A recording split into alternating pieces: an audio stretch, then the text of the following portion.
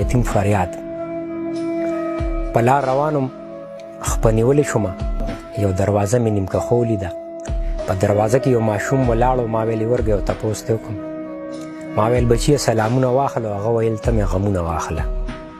یوه شیبه ورته حیران پاتې شوم او په زړه دننه پریشان پاتې شوم. ما ویل بچیه ښه په دواړو سترګو دا راته وایه دا خو سره غرمه ده او په دې غرمه ته دروازه کې څه کوي؟ ویلې کاکا د چا خوږمن په انتظار ولاړم، دې ستړې لارې ته زه تل ولاړم، سترګې مې ستړې شوي، څوک رانلو داسې به څوک چې په مونږ خفه شي. ما ویل بچي ولې پلار دې نشته په کور کې نور درکره څوک دي؟ ویلې کاکا د خدای په ځمکه مې څوک هم نشته، زه د څلورو خویندو ورور یم کاکا، مور مې کوڅه په کوڅه خیر غواړي او نیا مې مړنده راته په کټ پرته.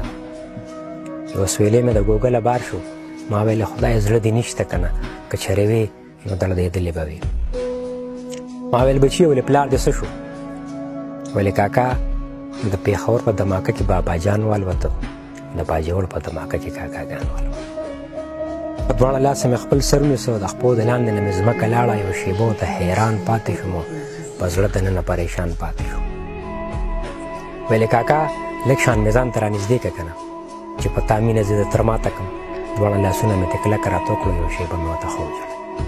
اوښکې د سترګو درېدې ولې نه، دنیا ته ولې ورانېدې ولې نه، خودکشه ولې دردېدې ولې نه، ظالمه لږ شان به دې پام کړی و په یو ماشوم به دې احسان کړی. خودکشه ولې دردېدې ولې نه، ظالمه لږ شان به دې پام کړی و په یو ماشوم به دې احسان کړی. ما ویل بچیه راته وایه چې ارمان دې څه دی، د وړې خولې دغه بیان دې څه دی؟ ویلې کاکا زما بس یو ارمان دی، ارمان مې دا دی چې پیدا نه وي بس.